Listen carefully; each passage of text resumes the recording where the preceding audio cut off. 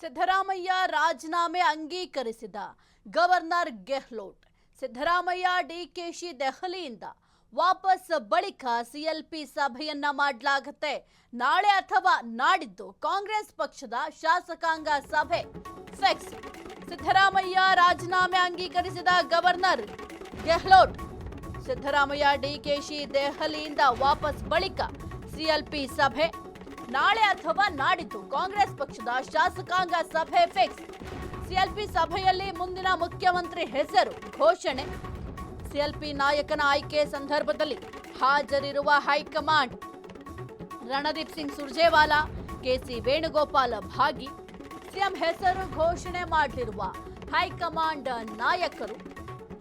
ಇನ್ನು ಸಿದ್ದರಾಮಯ್ಯ ಅವರ ರಾಜೀನಾಮೆಯನ್ನ ಗವರ್ನರ್ ಗೆಹ್ಲೋಟ್ ಅವರು ಈಗ ಅಂಗೀಕರಿಸಿದ್ದಾರೆ. ನಿನ್ನೆ ರಾಜ್ಯಪಾಲರ ಕಾರ್ಯದರ್ಶಿ ಇದ್ರು, ಅವರಿಗೆ ಒಂದು ರಾಜೀನಾಮೆ ಪತ್ರವನ್ನ ಸಲ್ಲಿಕೆ ಮಾಡಿ ವಾಪಸ್ಸಾಗಿದ್ರು ಸಿದ್ದರಾಮಯ್ಯ ಅವರು. ಸದ್ಯಕ್ಕೆ ಇವತ್ತು ರಾಜ್ಯಪಾಲರು ಆ ಒಂದು ರಾಜೀನಾಮೆ ಪತ್ರವನ್ನ ಅಂಗೀಕಾರ ಮಾಡಿದ್ದಾರೆ. ಇನ್ನು ಸಿದ್ದರಾಮಯ್ಯ ಮತ್ತೆ ಡಿಕೆ ಶಿವಕುಮಾರ್ ಅವರು ಸದ್ಯಕ್ಕೆ ದೆಹಲಿಯಲ್ಲಿದ್ದಾರೆ.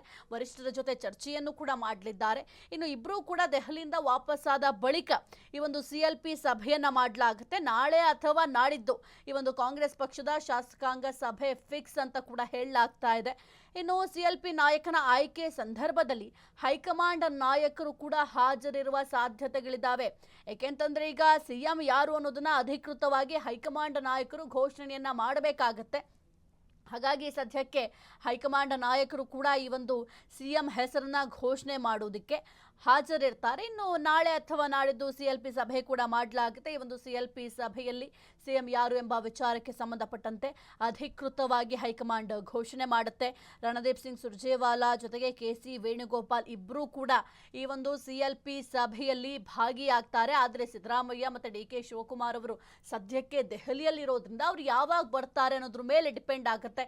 ನಾಳೆ ಏನಾದರೂ ಬಂದರೆ ನಾಡಿದ್ದು ಈ ಒಂದು ಸಿಎಲ್ಪಿ ಸಭೆ ಮಾಡಬಹುದು, ಅಥವಾ ನಾಳೆನೇ ಈ ಒಂದು ಸಿಎಲ್ಪಿ ಸಭೆಯನ್ನು ಮಾಡಬಹುದು. ಆದರೆ ಅವರು ಬಂದ ನಂತರವೇ ಈ ಒಂದು ಸಿಎಲ್ಪಿ ಸಭೆಯ ಒಂದು ದಿನಾಂಕ ಕೂಡ ಫಿಕ್ಸ್ ಆಗುತ್ತೆ. ಅದಾದ ನಂತರ ಈ ಒಂದು ಸಿಎಲ್ಪಿ ಸಭೆಯಲ್ಲಿ ಮುಂದಿನ ಮುಖ್ಯಮಂತ್ರಿಯ ಹೆಸರನ್ನು ಕೂಡ ಘೋಷಣೆ ಮಾಡ್ತಾರೆ. ಇನ್ನು ಸದ್ಯಕ್ಕೆ ಈ ಒಂದು ಸಿಎಲ್ಪಿ ನಾಯಕನ ಆಯ್ಕೆ ಒಂದು ಪ್ರೊಸೀಜರ್ ಕೂಡ ಇರುತ್ತೆ.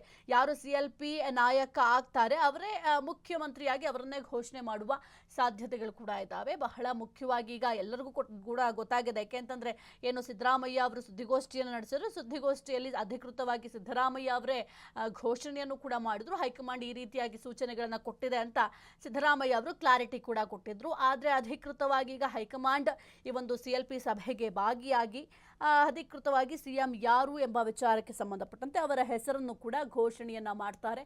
ನಾಳೆ ಅಥವಾ ನಾಡಿದ್ದು ಈ ಒಂದು ಸಿಎಲ್ಪಿ ಸಭೆ ಕೂಡ ನಡೆಯಲಿದೆ.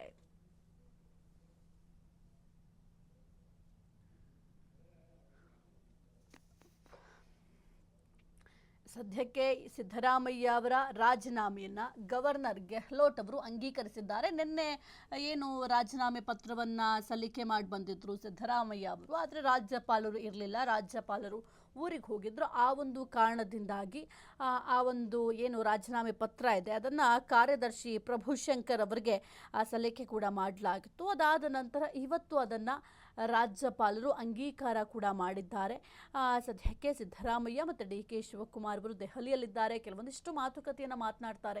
ಬಹಳ ಮುಖ್ಯವಾಗಿ ಸಚಿವ ಸಂಪುಟ ಪುನರಚನೆ ವಿಚಾರಕ್ಕೆ ಸಂಬಂಧಪಟ್ಟಂತೆ, ಈ ಒಂದು ಸಿಎಲ್ಪಿ ಸಭೆ ವಿಚಾರಕ್ಕೆ ಸಂಬಂಧಪಟ್ಟಂತೆಯೂ ಕೂಡ ವರಿಷ್ಠರ ಜೊತೆಗೆ ಮೊದಲ ಹಂತದಲ್ಲಿ ಚರ್ಚೆಯನ್ನು ಮಾಡ್ತಾರೆ. ಈ ಒಂದು ಮೀಟಿಂಗ್ ಕೂಡ ಬಹಳ ಒಂದು ಹೈ ವೋಲ್ಟೇಜ್ ಮೀಟಿಂಗ್, ಬಹಳ ಮಹತ್ವವನ್ನು ಕೂಡ ಪಡ್ಕೊಂಡಿದೆ. ಯಾರಿಗೆ ಸಚಿವ ಸ್ಥಾನವನ್ನು ನೀಡಬೇಕು, ಸದ್ಯಕ್ಕೆ ಇರುವಂತಹ ಸಚಿವರಲ್ಲಿ ಯಾರಿಗೆ ಕೊಡಬೇಕು, ಈಗ ಆಲ್ರೆಡಿ ರಿಪೋರ್ಟ್ ಕಾರ್ಡ್ ಅನ್ನು ಕೂಡ ಹೈಕಮಾಂಡ್ಗೆ ಸಲ್ಲಿಕೆ ಮಾಡುವ ಕೆಲಸಗಳನ್ನು ಕೂಡ ಮಾಡಿರ್ತಾರೆ.